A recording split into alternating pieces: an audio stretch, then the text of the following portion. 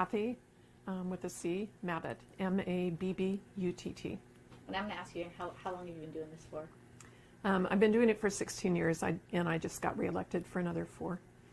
So what is it that, or I guess, when did you get the call on Sunday? I got the call just a few minutes after noon that there were 4 homicides, but I didn't go to the scene because of law enforcement doing their investigation first. So I didn't actually go to the scene until about 5 or 5:30.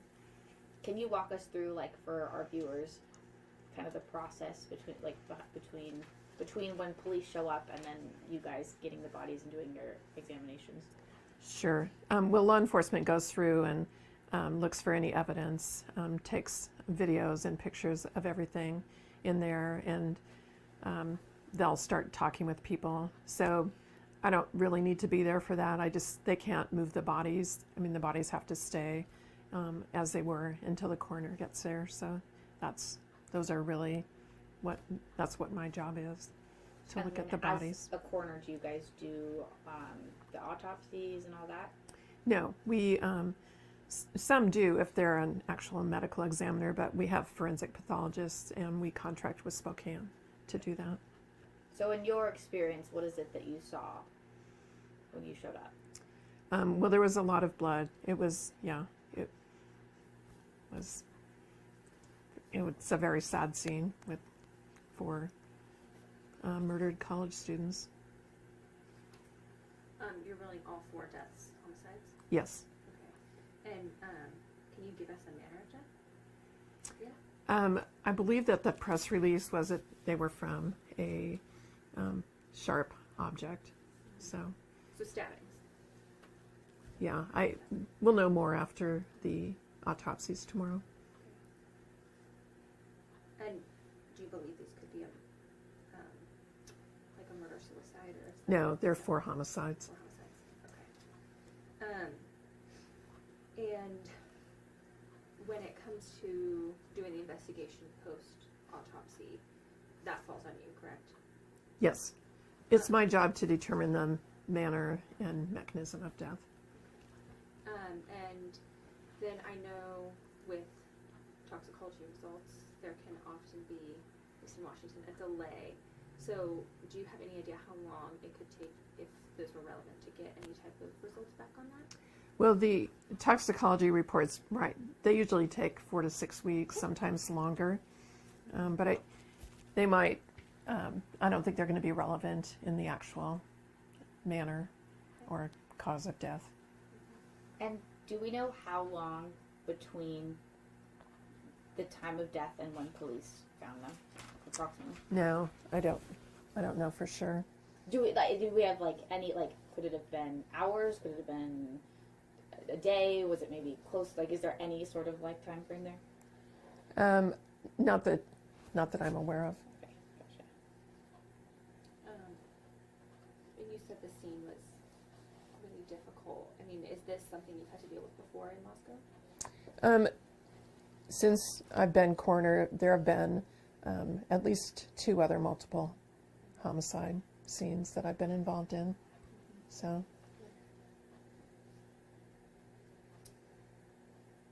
Would you say this is probably the most gruesome? no, it's hard to just single it out. It's the only one I've been to where there have been 4 people at one scene. There have been the other ones have had multiple scenes. And was anybody else injured, like any non-deceased people? Not that I'm aware of, but I wouldn't necessarily be notified either. Okay. I didn't know if that was like because the injuries could be similar, it might matter to you. Oh, But right. no. Okay. Were the deceased all in close proximity to each other, or were they in different rooms? I don't know that I can discuss that. That was gonna be my next question too. So, I think Will we be able to get a copy of your report once it's concluded? I'm sure it'll be. Oh, sure. Yeah. Yes. Okay, just call. Yes. Thank you. Do you know what the time frame for that would be? It just depends on how relevant the toxicology report is, but Oh, okay. So- So it would like the 4 to 6 weeks. Then. it could Okay, be. got it. Yeah. Thank you. You're welcome. Yeah, Okay, yeah, thank you. We appreciate it. sure. Kathy?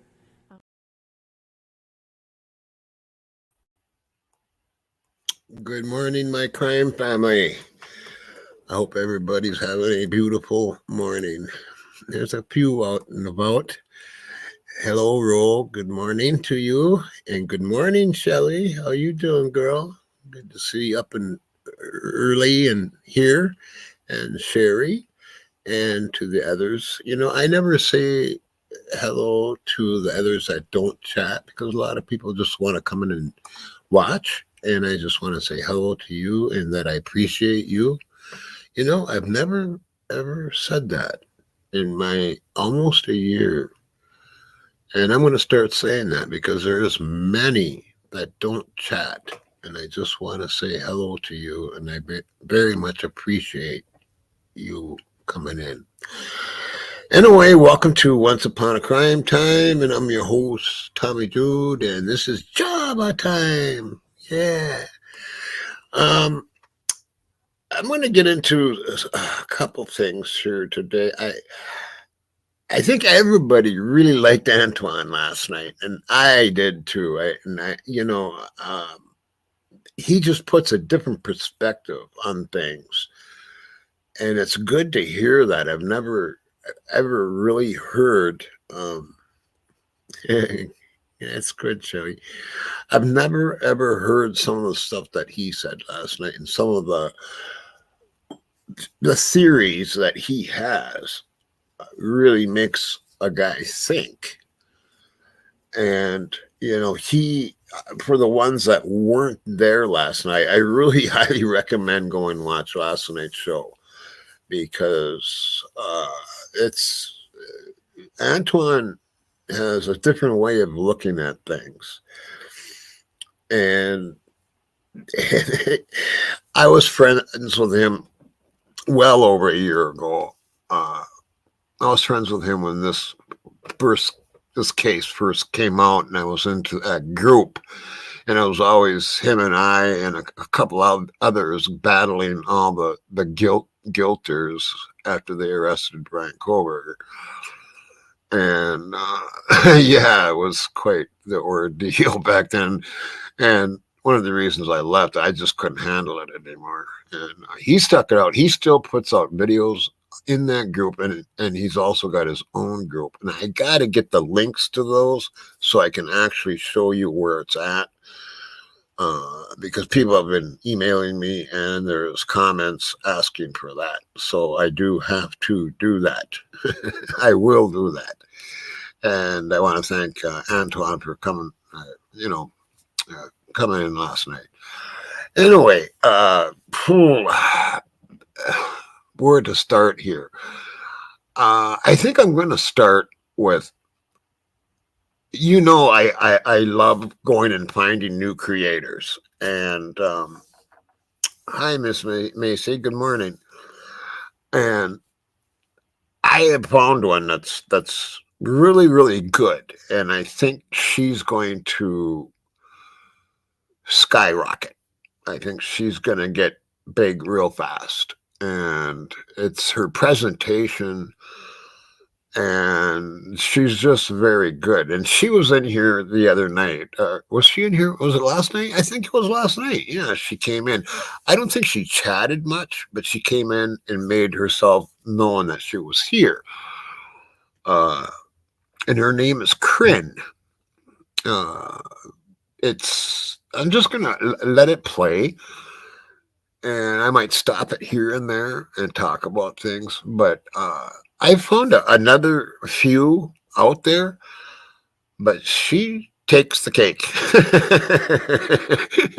If you know what I mean. She's very good. And we're working on getting her on panel here. So this is why I want to run this, because I'm pretty sure she's going to be on panel, because I told her that we wanted her, and I told her that Kathleen would be emailing her, and she was looking forward to that email. So I'm pretty sure she will be coming on panel. So I'm going to introduce her to you.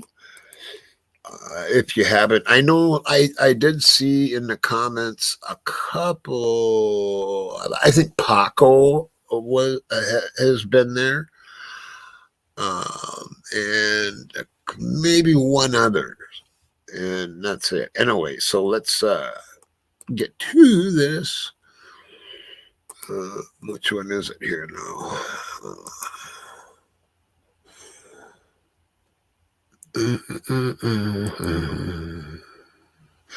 And here it is. Okay.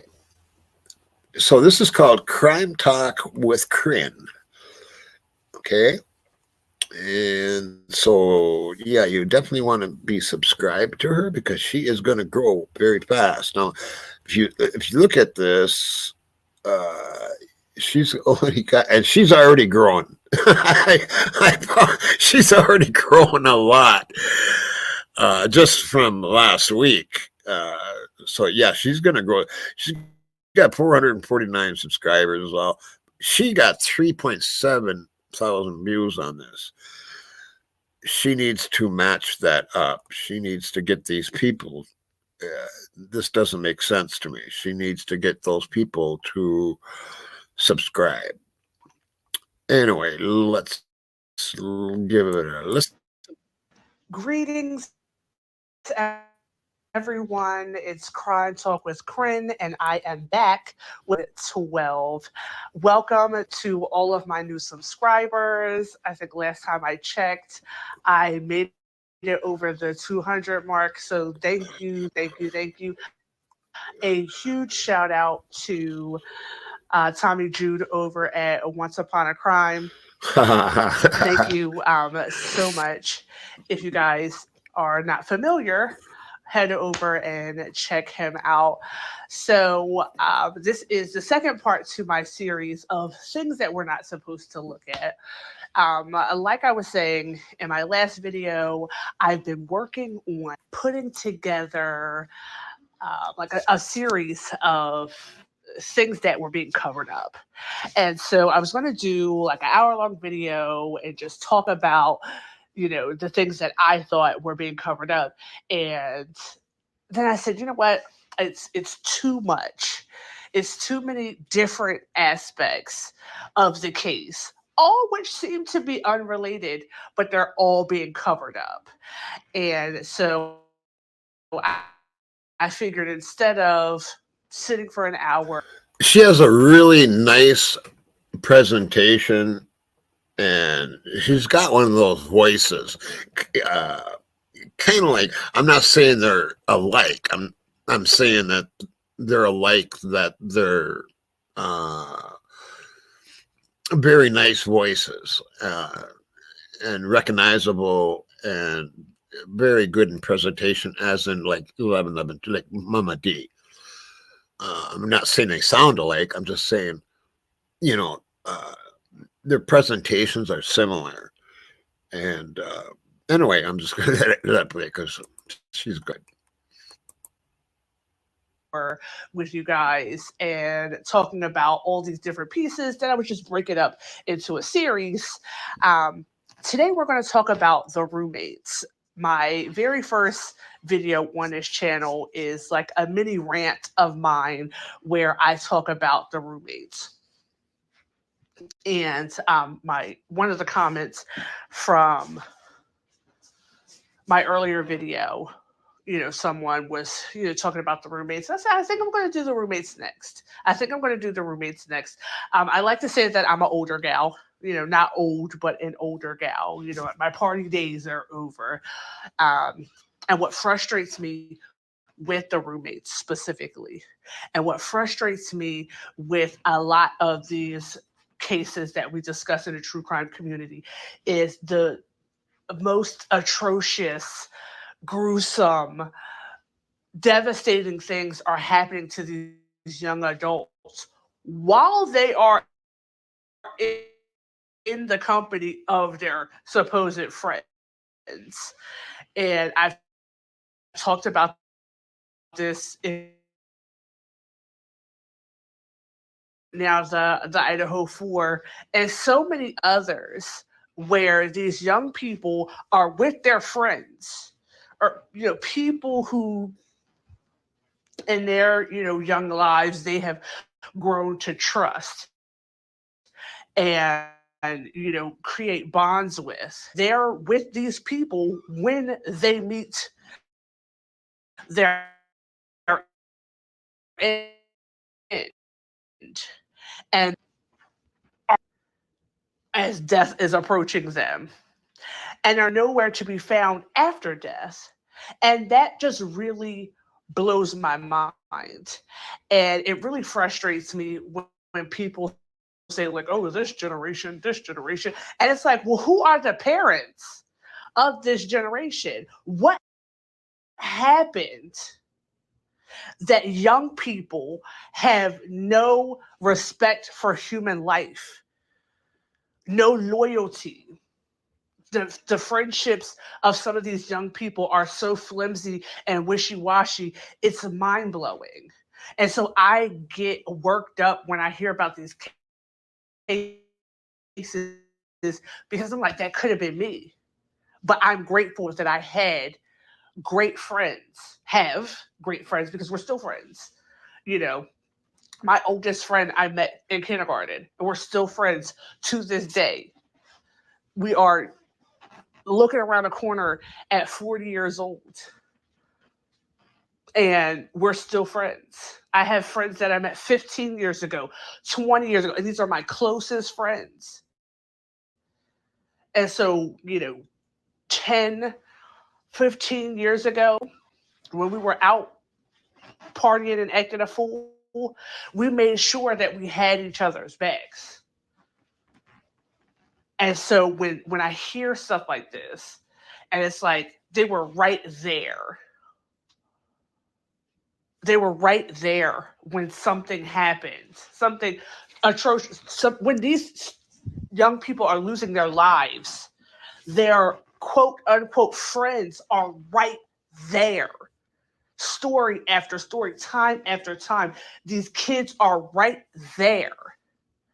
And they can't be bothered to call 911. They can't be bothered to speak up or speak out. It's so infuriating. to know I have a very young child. My cousins have very young children. My siblings have very young children. And so when I just think about the 3 to 8 years.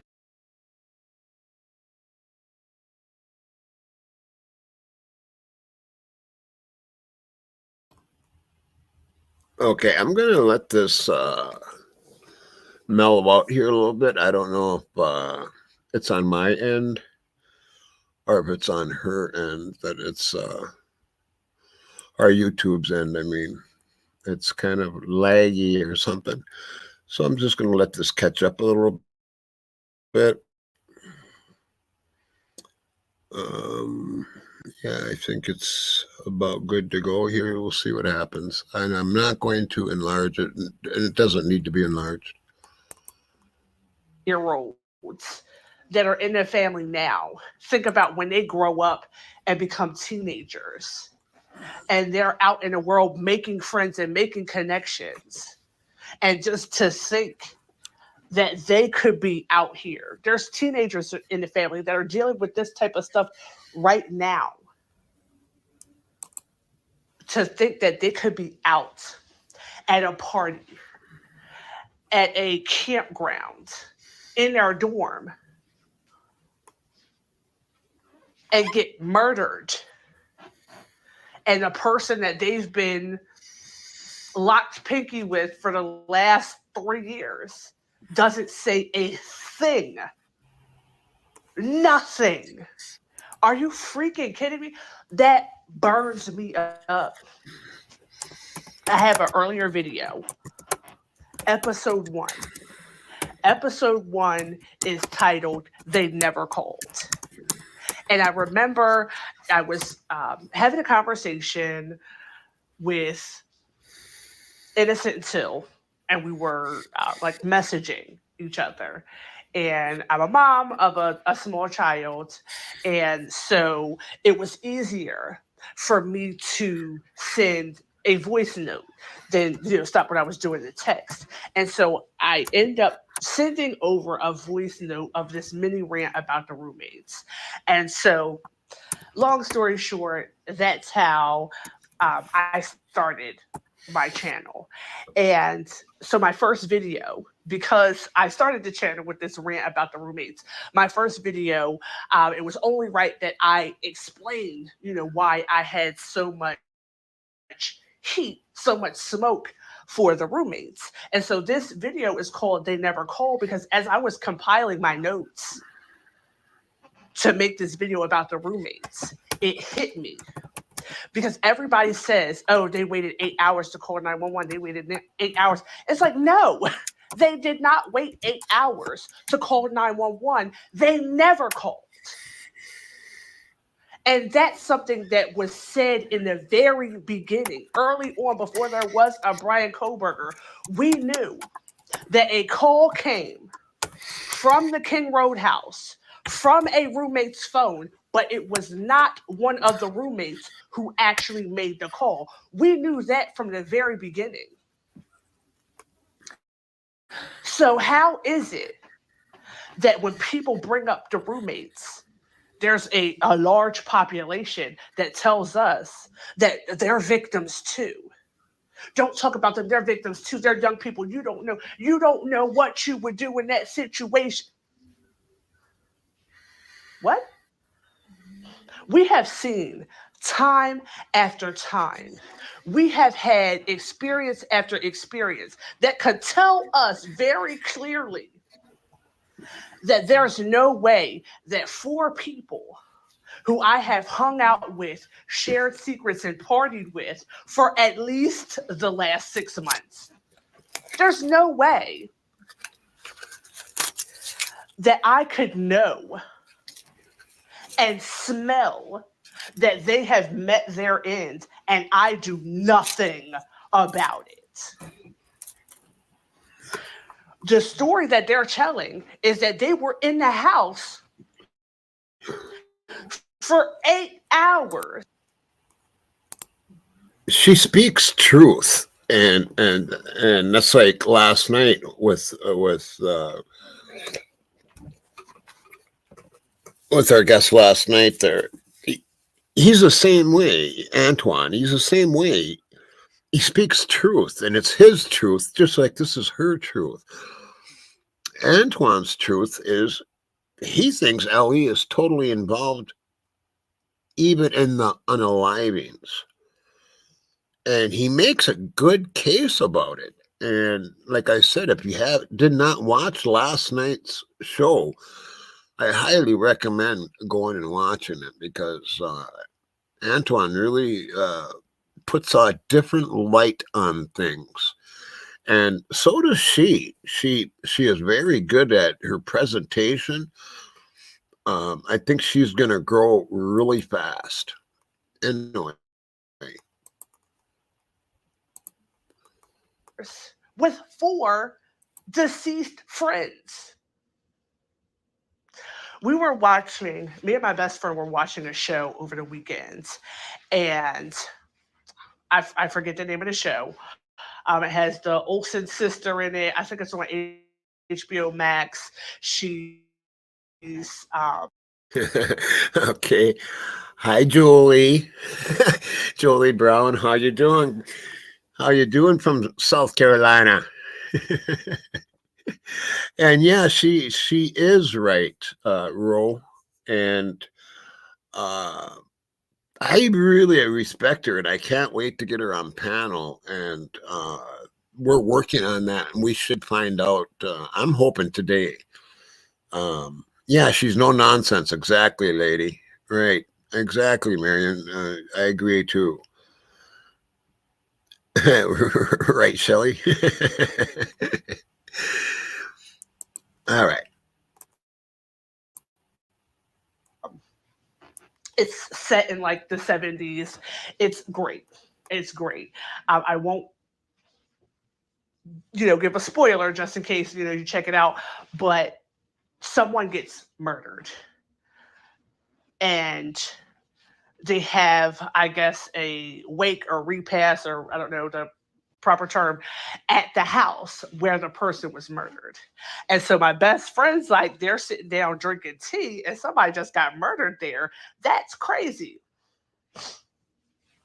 I know people who have had relatives die of natural causes in their home and they had to move because they couldn't live there knowing that their loved one died in that house. And we have young people who are chilling, for lack of a better term. They are chilling. They got Snapchat messages going. There's rumors started.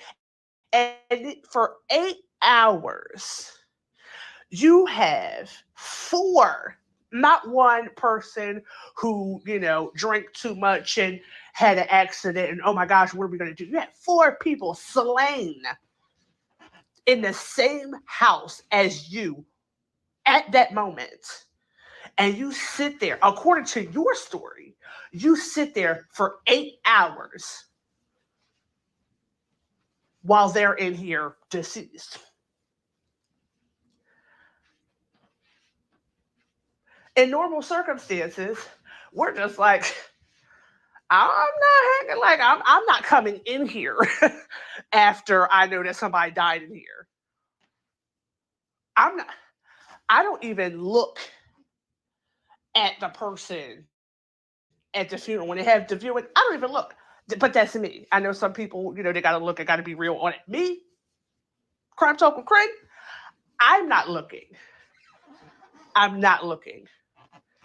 So I'm for sure not going to be hanging around, traipsing through. You're calling friends? The friends are coming over? Listen, I don't even have notes for this episode because I don't even need the roommates are a thorn in my side. as far as the Idaho student murders or the Idaho 4 is concerned. And the fact that people can say, well, they're victims too. Everybody's entitled to their opinion. That's what I'll say. Everybody's entitled to their opinion. This is mine. And like I said, I'm not accusing. I think it's time we all, and this goes for all creators, we just start calling out the bullshit and looking at the truth of the matter. And the truth, as you can see plainly, is that these two survivors know more than what they're saying. And that, to me, I'm sorry, that is truth. There is no way in hell they didn't know what was going on. And why are we playing this game? Why are we listening to, and this is what makes me think that Antoine last night, exactly, lady, exactly, an exactly role. Like Antoine was saying last night, and in his truth. And it's time to stop that he believes, and this makes it look so much like the LE are involved. And it makes me think about when he said when it first came out that the two survivors were downstairs, and then it changed to upstairs. Why? Because they needed a witness.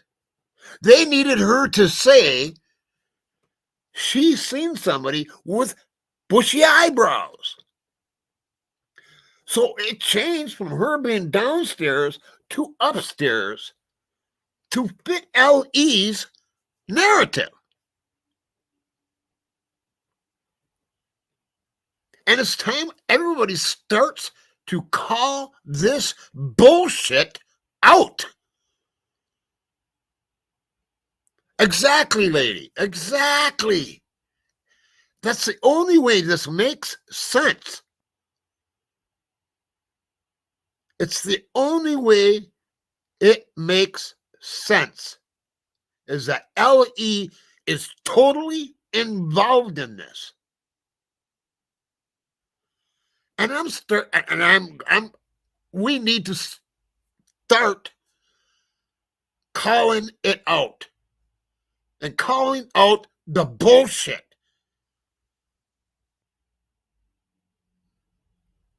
And I think we all need to do that. Okay, before I get too wound up in the morning, usually Java time is usually kind of mellow, but this has got me wound up. It's time to call out this bullshit. And Antoine kind of gave me an inspiration to just stop with the fucking bullshit. We're not that stupid.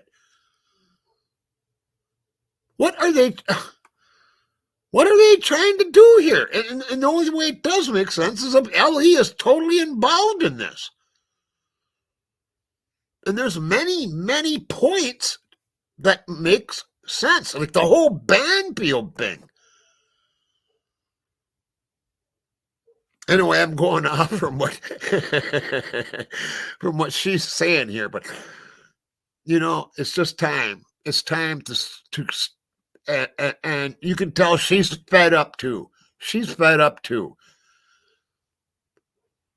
And it's us people like us that have to start calling this shit out. Anyway. I let it play here. Anybody of anything. I was not there. I don't know what happened.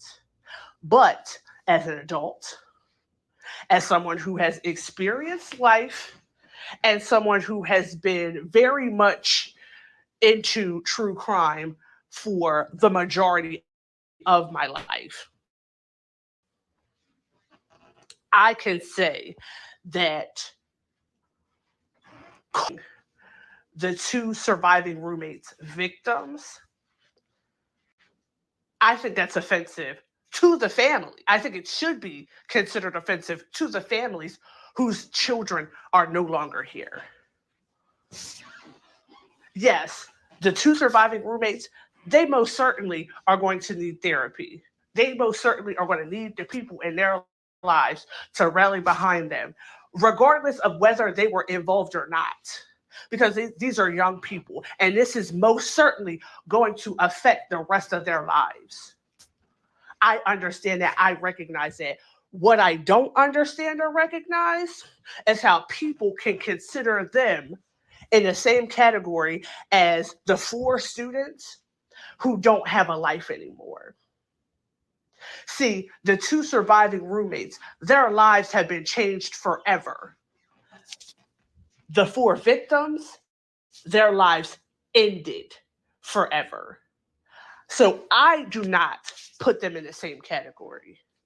And when people say, oh, you don't know what you would have done, we know if we've been in a situation where we had to call 911 before, because I have been in a situation where I had to call 911 before because I saw something that looked like somebody might be dead in the middle of the road.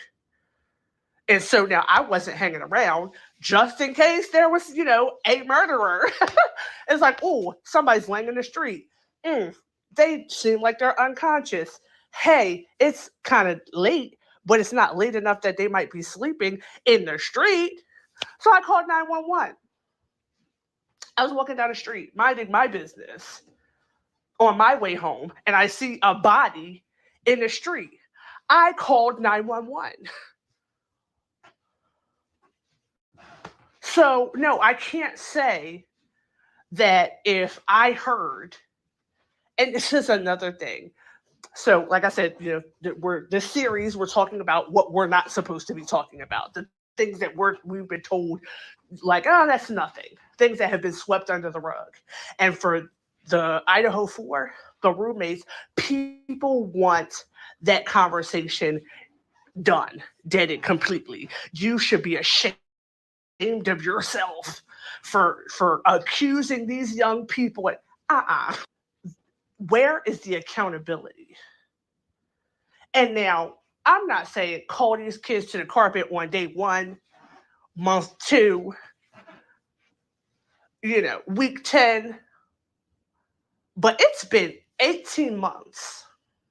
It's been 18 months since this happened.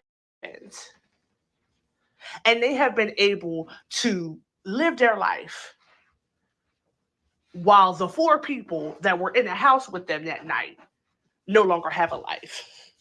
And they don't have to say anything. They don't have to say anything. To me, that's crazy. To me, that is crazy. The fact that you don't want to say anything, and now, people talk about the gag order and all that, but no, they said that they did not want to participate.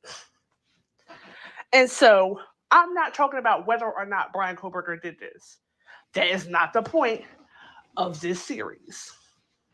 However, what I will say is, considering all the stuff that has been coming out at these hearings about the knife sheath, the DNA, the IgG, and the CAS reports, considering all of that's come out over the last couple of weeks, and then factor in you're not a witness, eyewitness, and other roommate don't want to participate. So you don't have your not witness, eyewitness, and you shouldn't have DNA, knife sheath, IgG, CAS report. So if you don't have none, I'll say good morning to Willie, and that is her name is Kryn, and she's new, and she's gonna rise real fast. She's really good. Her presentation is really good, and she's got good ideas. That's why I'm running. And she's going to be on panel, I'm pretty sure, here pretty soon. Just like you. We got Willie coming up on Friday, everybody. That should be a good one. Hey, brother. And good morning, Nacho. Good to see you up. And it's called here, I'll show you. Crime Talk with Crin. And I ran across this last week, and it was really good. And I think I mentioned it, or I might have even shown a little bit of it, or maybe I ran out of time. I can't remember, one or the other. But we have spoken to each other kind of like through comments. And I left her a message I'd like to have her on panel, and that Kathleen was going to get a hold of her, blah, blah, blah. And she was very receptive to that. So I have a feeling she'll be coming on panel fairly soon. And this is her 12th video in this series that she's running. Now, when she started this, she was at 200, and now she's at 449. And she had three. The problem, though, is she's not getting them to subscribe. She's only got 449 subscribers, but she's got 3.7 thousand views. She needs to, you know what I'm saying? There's a big discrepancy there. She should have a lot more, and she will have as time goes on. Who else do I got to say? Wakinyan Tonka, good morning. And Annie Ruler, good morning. And I don't want to miss anybody. Okay, and Marion, I said good morning in chat. Patrina, good morning. Yeah, anyway, I'm going to let this keep playing. Yeah, last night, you should check out last night's show, Willie, because if you didn't, it was really something with Antoine on. He brings up points that I've never heard before, and most people haven't. And I don't want to really get into it. You need to watch it because he explains it a lot better. Well, yeah, it's just I don't worry about the subs and stuff either. I've been scrapping and scraping for for it'll be a year on the 28th. The 28th of June is my birthday, and that's when I started this channel last year. So it'll be a year, and I'm almost at 4,000 subs. And just by comparison, Rory was at 10,000 subs within like 5 months or something like that. So yeah, Cyber Ninja, good morning. And who else came in here? And yeah, Jolie Brown, yeah, good morning, girl. And from South Carolina. Let's keep this going. She's got a really nice presentation, and I love her voice. And I don't want to compare her to Willie. I don't want to compare her to 11 to Mama D, but like the presentation is similar, or I can't explain it. It's not that the voices sound the same. It's just yeah, she's got the same platform or same style. There you go. And you don't have any of this. What do you have other than a man sitting in jail for 18 morning, months? Carla, I'm just saying good morning. And when you're talking about the justice system, when you're talking about the court of law, thank you, Nat. What do they say? It doesn't matter what the truth is. It matters what you can prove. Now, please do not misconstrue my words. I'm not saying that if Brian Koberger did it, he should get away with it. No. But what I've said from the very beginning is I don't think Brian Koberger ended anyone's life. I do not. I don't know if he was involved or not, but I do not think that he physically ended anyone's life. If he did, and if he was involved, he was not by himself. He wasn't. And so the things about the roommates that we are supposed to forget about is, number one, let's talk about the PCA. Let's talk about the fact that Bethany is barely listed. So in my mind, I believe that whatever Bethany had to say did not fit with the narrative that they were trying to paint.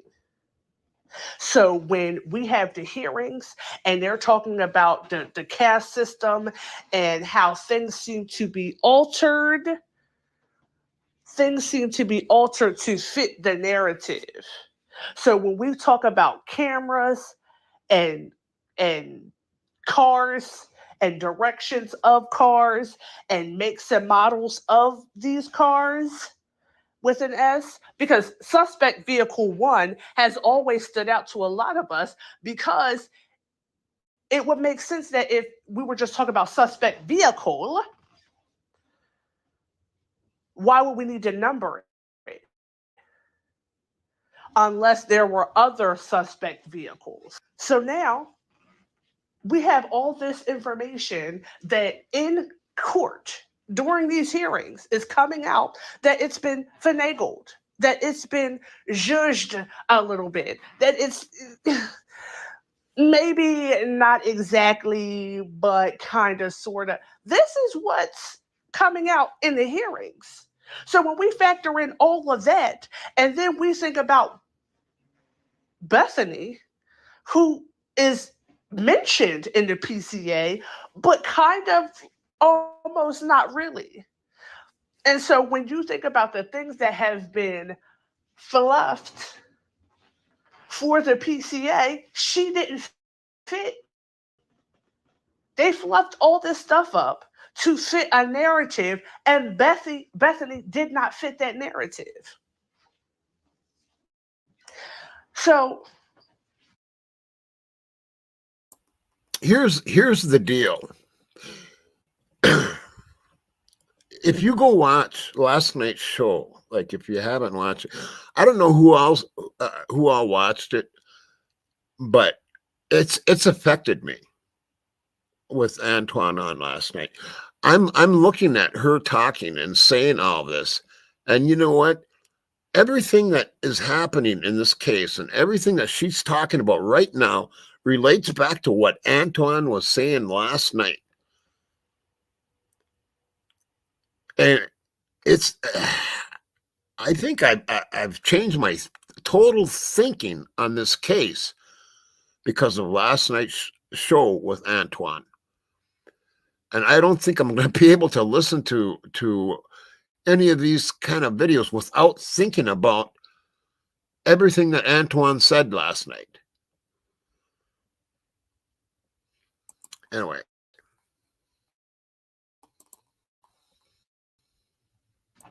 I'm going to actually do a video or a short or both, I don't know, about Bethany and her exculpatory evidence. That's something totally separate that I want to talk about. But come on. Like, what? This doesn't make sense. This does not make any sense. Dylan's story is the worst story I've ever heard. That's only being slightly dramatic. It's awful. Her story is downright awful. You admit to coming out of your room 3 times. And so the problem that I have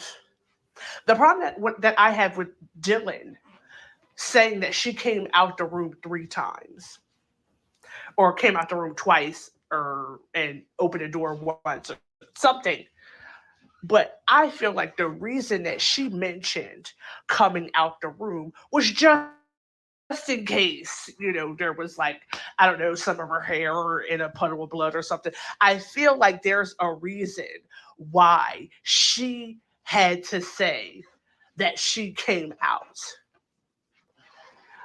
I don't know what that is. But when the official story came out, it was being pushed that everyone was sleeping. And I believe that the reason why the media came out and said that everyone was sleeping was because they wanted to explain away why the roommates did not call 911. Some people speculate or assume that when they said that everyone was sleeping, that was because they didn't want the killer to know that the roommates were home and awake, could possibly have seen them. I don't think so. I think that when they looked at the details, the initial details of this case, I think that when they talked to the roommates and saw what was in front of them, they immediately ruled out the roommates, which I can't understand how they would have been cleared so fast. You were here. You admit to being here. You admit to hearing things. And I've said it in a previous video, and I'm going to say it again. They say screaming bloody murder for a reason. Screaming bloody murder. That's a phrase. That's a commonly used phrase. And that's because in instances, tragedies that occur in the manner in which this crime occurred, it's not only messy, but it's loud. It's loud. And so to explain why we didn't hear our friends and our housemates screaming and begging for their lives, that's because I was asleep. We're going to paint the picture that everybody was drunk out of their minds. Sleep. So, Dylan, when did you go to sleep? Dylan, when did you go to sleep? Because according to the probable cause affidavit, which you are the narrator for, everybody got home at this time. So let's say, I don't remember the exact times, but let's say 1:45, everybody was home. And by 4 a.m, everyone was in their rooms or sleeping. Dylan, I'm glad you're not my roommate, because you're giving nosy neighbor. Like, Zen and Ethan got home at this time. Kaylee and Maddie got home at this time. And, everybody was hanging out. They were doing this, and this. And then by 4 o'clock, everybody was in their rooms, sleep, or, just in a room. Why are you minding everybody's business? Why are you the nosy neighbor? Why do you have a play-by-play of what everybody was doing? What were you doing? How come you don't have no business? What is that about? And that's what frustrates me about this case. You guys want for things to exist in the same space that cannot. Dylan, by her own account, has painted herself as the nosy neighbor. You know where everybody was at. You know what everybody was doing. You even know what time stuff was happening. You know when people went in their rooms. You know when people went to sleep. So when did you go to sleep? How do you know that everybody was in their room sleeping by 4 o'clock, but then say that you woke up around 4 o'clock because you heard a noise? When did you go to sleep? Because if you went to sleep before 4 o'clock, then how do you know that everybody was in their room sleep by 4? Because you would have already had to be asleep before 4 to wake up at 4. So what? So you're painting yourself as a nosy neighbor. You're in everybody's business. You hear noise. Oh, Kaylee and is upstairs playing with her dog, and I heard her tell Maddie that somebody's here, and then I heard somebody say, "Oh, don't worry, I'm here to help," and then I heard somebody crying, and you keep coming out the room because that's how you get down.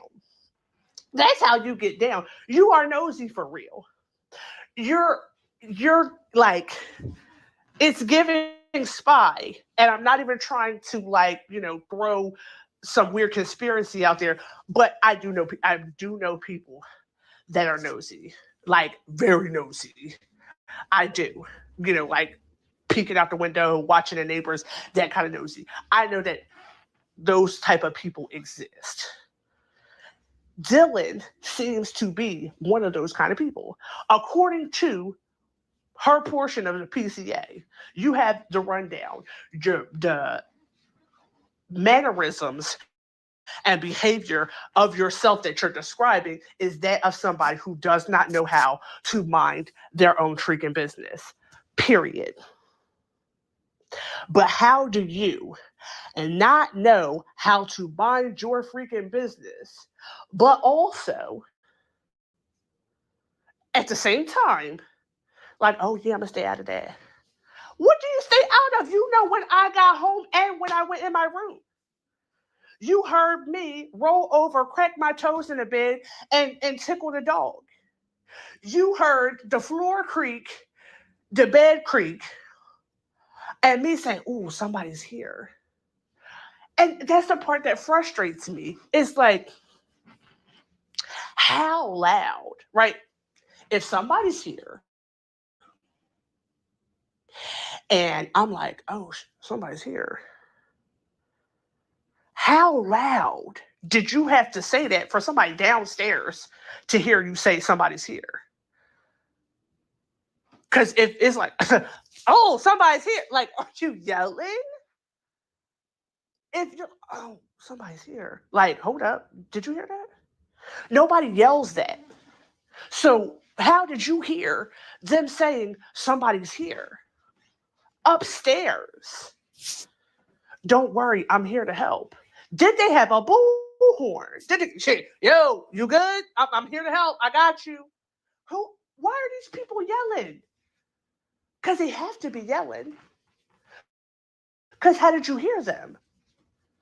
How did you hear them from your bed, half asleep? Oh, she was playing with her dog.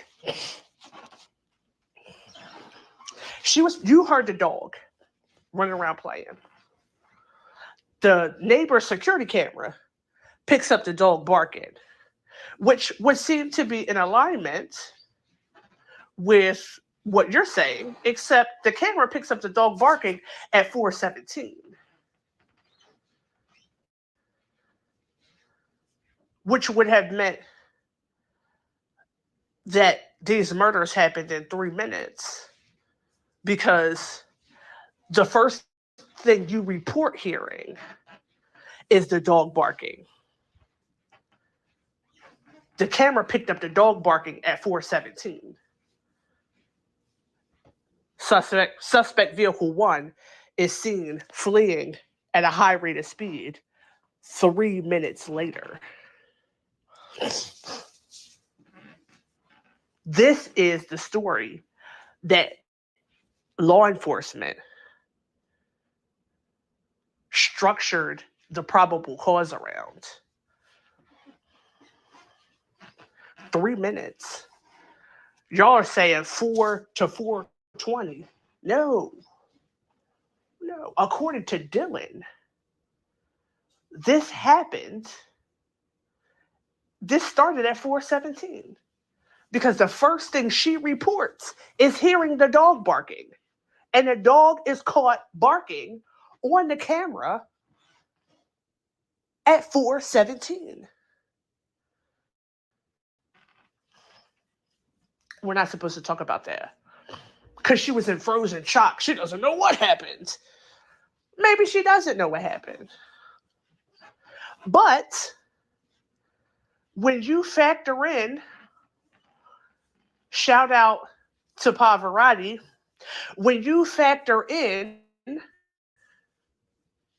the text messages between the surviving roommates, because according to the PCA, they were able to form the timeline based off of information from the surviving roommates' phones. I had to pull up the PCA because I didn't want to misquote it. On page 5, it says, the combination of DM's statements to law enforcement, a review of forensic downloads of records from BF and DM's phone, and a video of suspect vehicle as described below leads investigators to believe the homicides occurred between 4 a.m. and 4:25 a.m. So I say shout out to Pavarotti because I was listening to his video a few nights ago where he pointed out, and I practically rolled off the bed, he pointed out that it says review of forensic downloads of records from BF and DM's phones, meaning this stuff was deleted. The messages between Dylan and Bethany were deleted. Because why do you need a forensic download of a record if the messages are still on the phone? So not only were you not in frozen shock, y'all were chit-chatting. What could they possibly be saying? I need this trial to happen because I want to know what those text messages say. I need to know how Brian Kohlberger, because the defense is like, it's been 18 months, and the defense is like, bro, just tell me where you got his name from. When did y'all start looking at Brian Kohlberger? Like, how did he, if the car that y'all were looking for was not the car that he has, that's the truth. The car that they were looking for is not the car that Brian Kohlberger has, period. So if his car was not the car, but y'all found his car, why are y'all bothering basically? How did y'all skip across the country digging in his daddy's trash if he doesn't even have the car that y'all were looking for? So we have touch DNA or trace DNA that essentially does not mean a thing. The chain of custody for said touch DNA is janky at best. So how is it, no funny stuff, how is it that this man has been sitting in y'all's basement for 18 months, but the roommates are texting while their roommates are getting slain? They called friends over to come to the house as if this was some kind of creepy ass museum. Hello? What could they have said on those text messages that made you think that they were not responsible? We're awake. I'm coming out of my room. What is your alibi, ma'am? 8 hours, 8 hours and a whole crew came over. That's enough time to make anything happen. What was their alibi? How did they get cleared? What are we talking about? What are we talking about? How did they get cleared? Somebody said, and please forgive me because I don't remember who said it, but I saw in somebody's video, they mentioned that as soon as the crime was reported, as soon as law enforcement got to the scene, they, and this is speculation, this is a theory, but it was another content creator who said this, and I like it. But they said that when law enforcement arrived at the scene, they knew exactly what happened. They knew why it happened. And that's why, even though when asked how many students were called To me, that's a boom because of last night. People are starting to see this stuff, and that there is no way it makes sense unless L.E. was totally involved in everything, even in the unalivings. And if you don't understand what I'm saying, I really recommend watching last night's show with Antoine, because I can't get it out of my mind now. Every time I'm hearing something, it relates to what he says happened.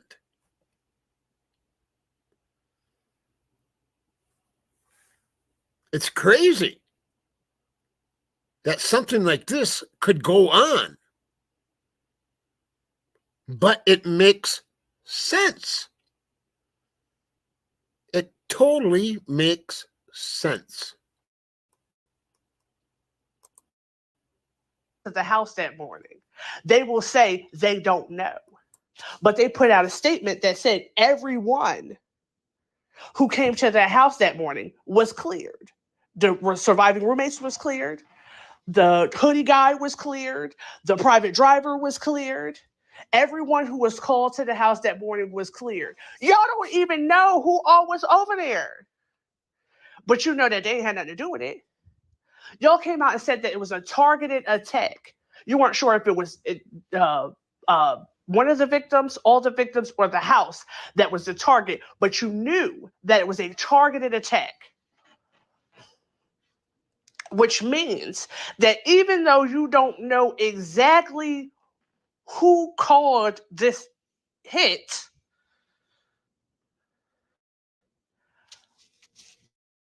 you know who didn't. And so you know that the kid had nothing to do with what went down here. Oh, that makes sense. But for y'all to sit in court last week and say that y'all did not have your sights set on Brian Koberger until December 17th, 19th, something like that, 23rd, something like that, December 17th.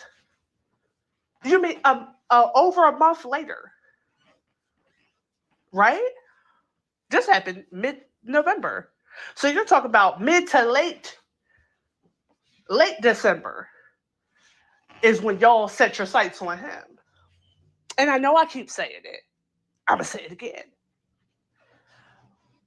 According to law enforcement, Brian Koberger has to be a ninja. According to law enforcement, Brian Koberger is not only strong, agile, powerful, a trained assassin, able to take the lives of 4 individuals on 2 floors in 3 minutes. According to law enforcement, that is a scary individual. A person who is able to overpower Ethan Chapin. Ethan is huge. Way bigger than Brian Koberger. Now, I didn't see them standing next to each other, but the specs don't really match up. But you're saying that this person was able to overpower 4 individuals on 2 floors in 3 minutes. And y'all let this person hightail it across the country on their own. Do you know how many people he could have killed on his way across the country? So I had said, I think it was on my X account. If you're not following me, head on over to X. But same name, Crime Talk with Corinne. The link is in the description. But I said, are they being purposely vague? Or are they wildly incompetent? Now, see, that's not enough to make a separate video. But again, something that's not being talked about enough is the fact that you guys said that this person, that it was a targeted attack. That's what you said. You said it was a targeted attack. Nobody had to worry. Why wouldn't anybody have to worry? Y'all have yet to say what the connection is. You have yet to say what the connection is to these students. So if you don't know or have not stated what the connection is, how do you know that there weren't other targets? This man is able to kill 4 people on 2 floors in 3 minutes. And y'all let him mosey around for over a month and then hightail it across the country. So why aren't the people of Moscow having a fit because their police department is trash? Yo, you're trying to tell me that this Joker was right here? He was right here going to work, minding his business? You can kill 4 people in 3 minutes? What? Almost without a trace? What? And see, that's the thing. I say almost without a trace because according to y'all, Brian Koberger did it. But they haven't found a drop of DNA from anyone, any of the victims or the dog, on any of his property that they searched. The sisters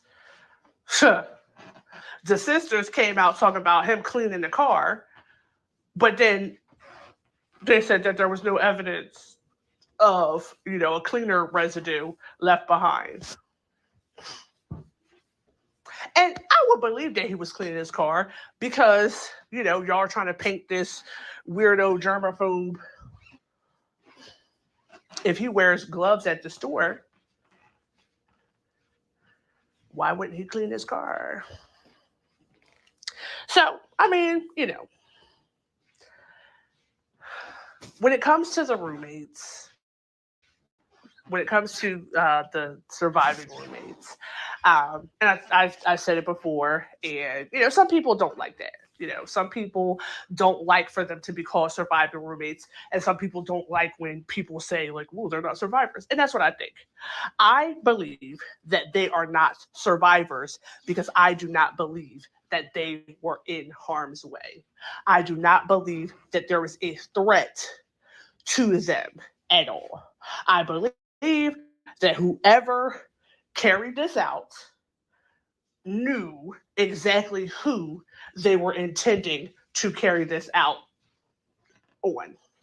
And the 2 surviving roommates were not on the list. They weren't.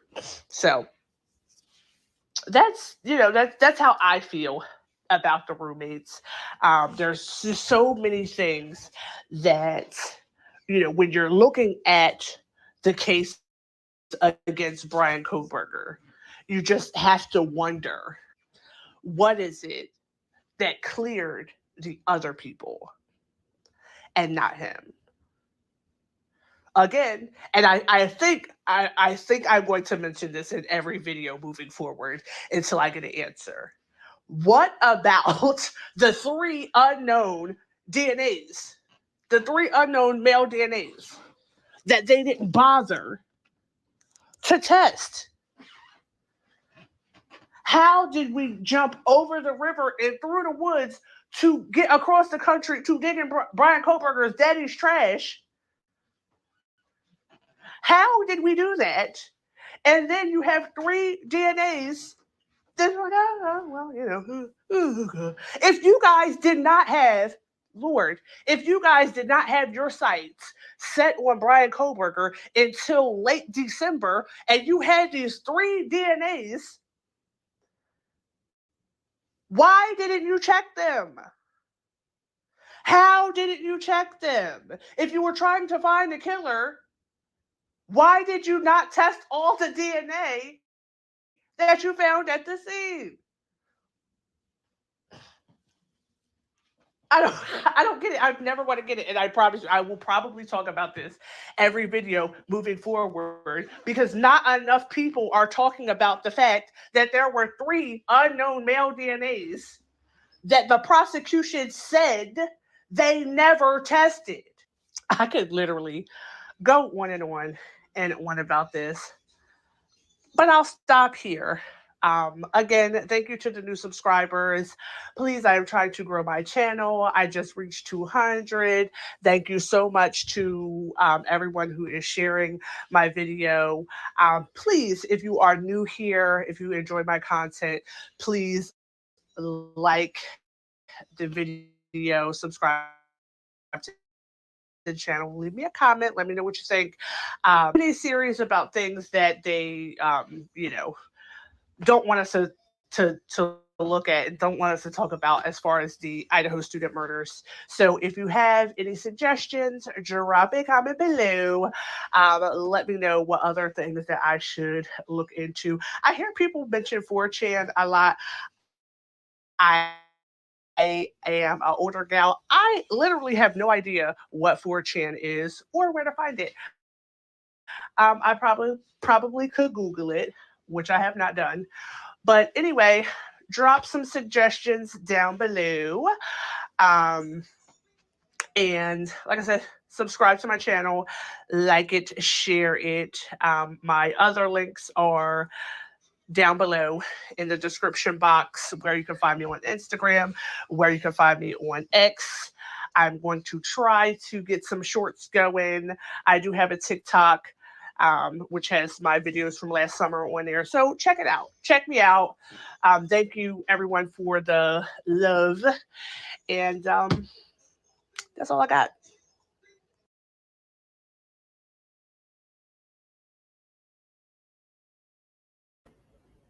Very, very good.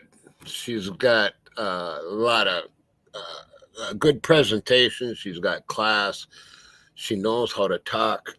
I ran across another very intelligent gal, but she really had a hard time speaking. And I wanted to run her, but it was an hour and 54 minutes. And most of it was she could only speak, and it was like she had a lack of confidence. And I actually left her a message, and I'm hoping to hear from her.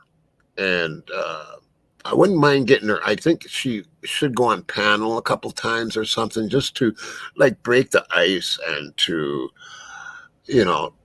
talk to people. I think that would be really good for her, because she's very intelligent. I mean, really intelligent. And I might run her later, but Corinne does a really good job on this. And I want to thank her for plugging me also. But when it comes to the two girls. And I mean, enough of the bullshit. We can't put up with the bullshit anymore. And I'm saying this to all the creators out there.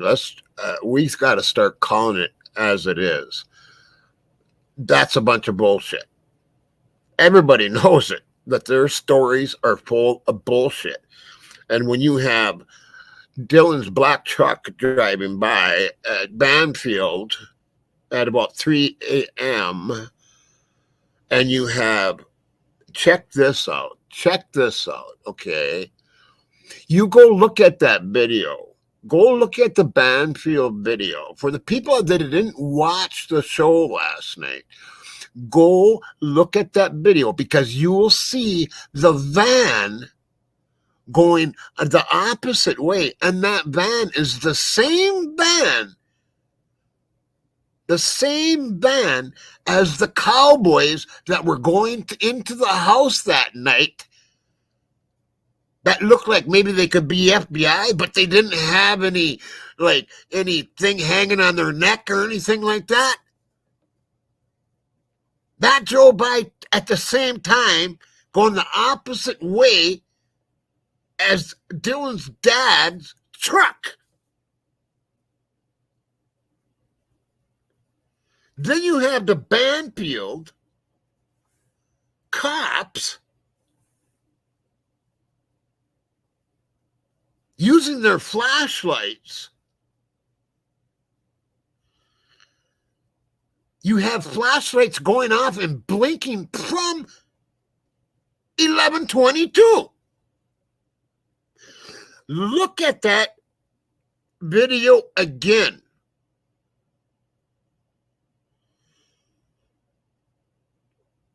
Because I'm telling you, it makes a lot of sense of what Antoine said last night.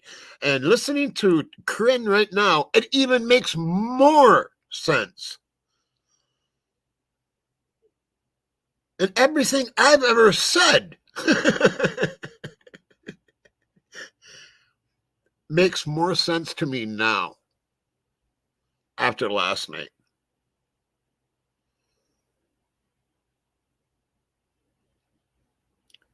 So if you have not watched that show last night with Antoine, I highly, and you know me, I don't sit here and recommend my own videos. I just don't do that. This time I'm doing it because he calls it his truth. And it's time that maybe all creators just start calling it out the way it is. Dylan's story is full of shit. LE's PCA is nothing but lies. How many times have they changed shit? First it was they were downstairs. Then they changed it that Dylan was upstairs. Because why? Because they needed that. They needed her to be upstairs to witness, to have a witness of bushy eyebrows.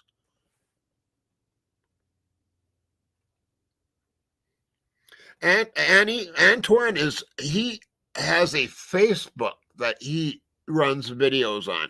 He also has a YouTube. I don't have the links. I met him in a group called the Idaho Murders. And it's a huge group. I think it's got like 100,000 people in it. It's huge. And he runs videos in there. And then he has his own group also. And he does have a YouTube channel, but he hasn't ran anything on it, I don't think, in quite a while. He's got a big following on Facebook. And I knew him from I knew him before I even had a channel.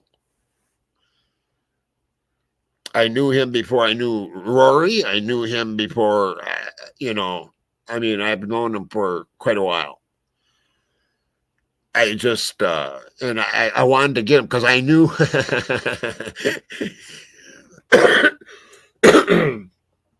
excuse me, in that Facebook group, he would rile up the guilters. I mean, really bad. You got to know him. I mean, he's got an awesome smile. He's just awesome. And but his points last night were nothing makes sense unless LE is totally, totally, totally involved. And I'm saying in the unalivings itself. And it's time we start calling it the way it is and the way it looks.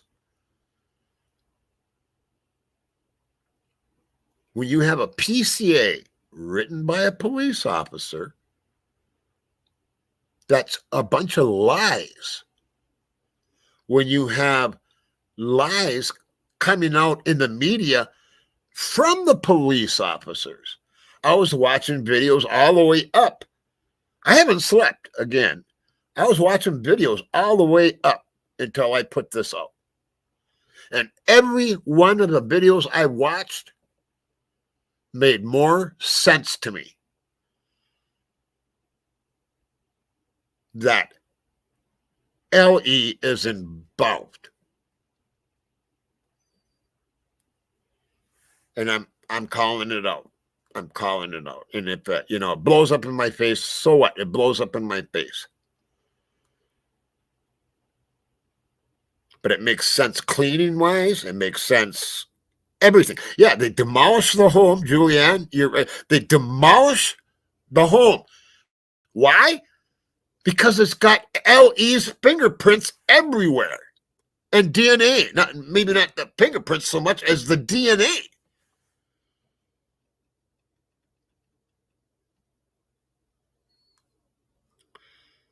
Everything makes sense when you start connecting the LE dots.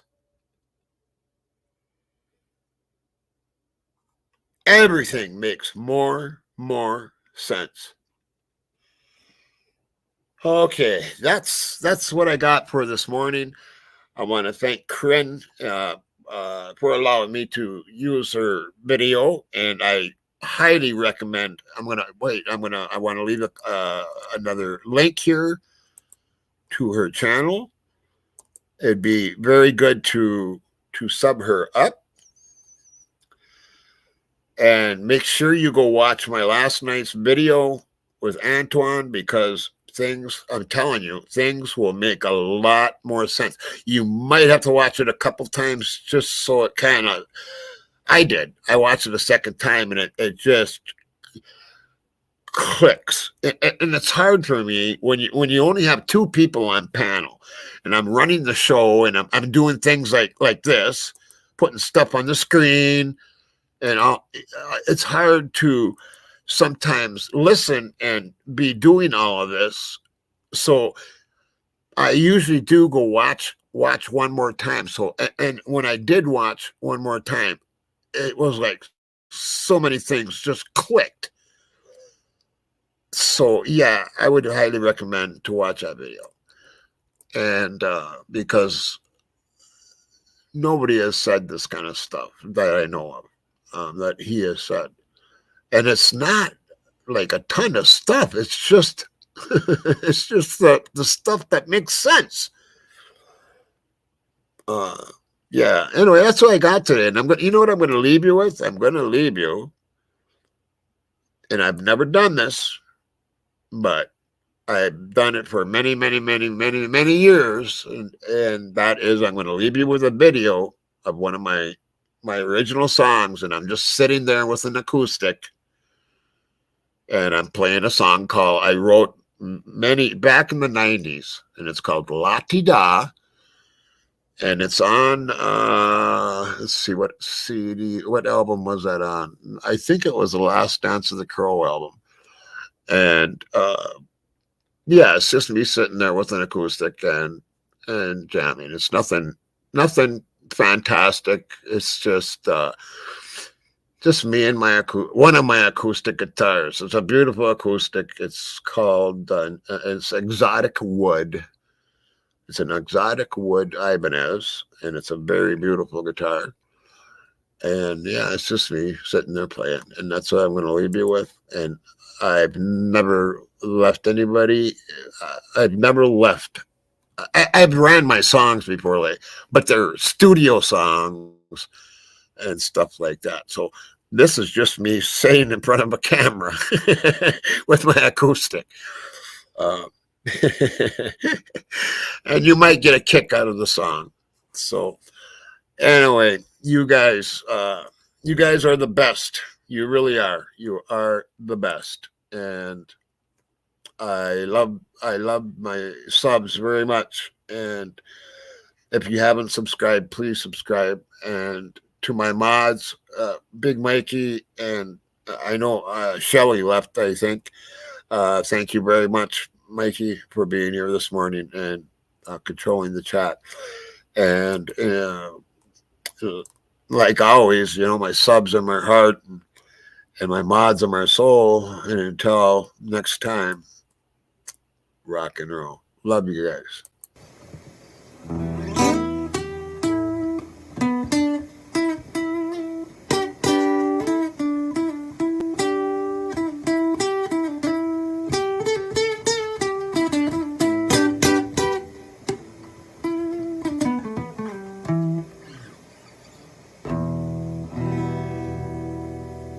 She's cold out. Here we go.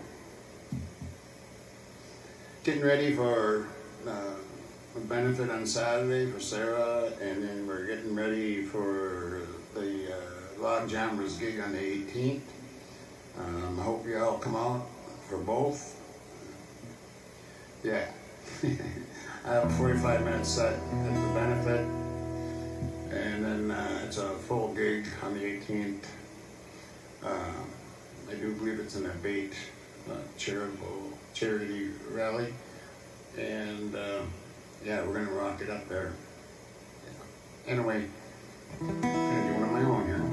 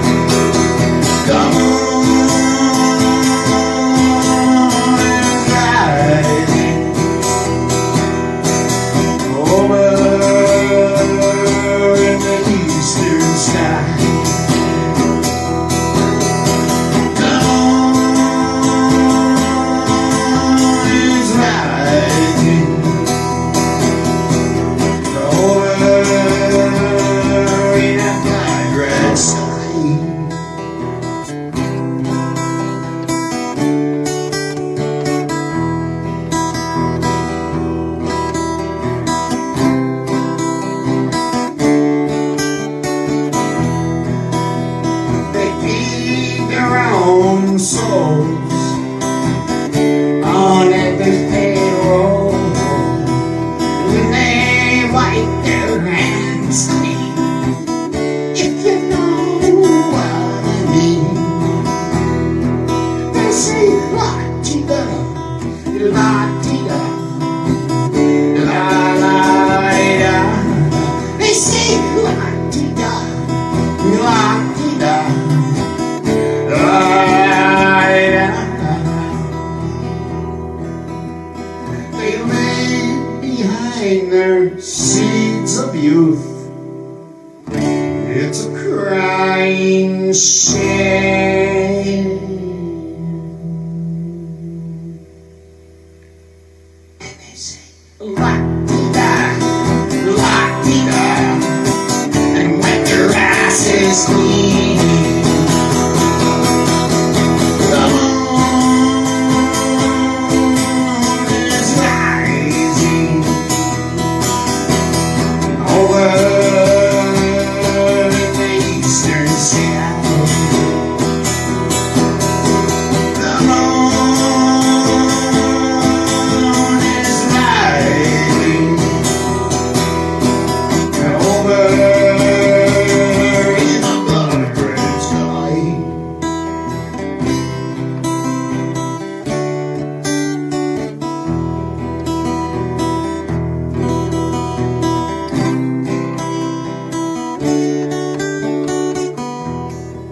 And you say, la-ti-da, la-ti-da. Wipe their asses clean. Keep warm all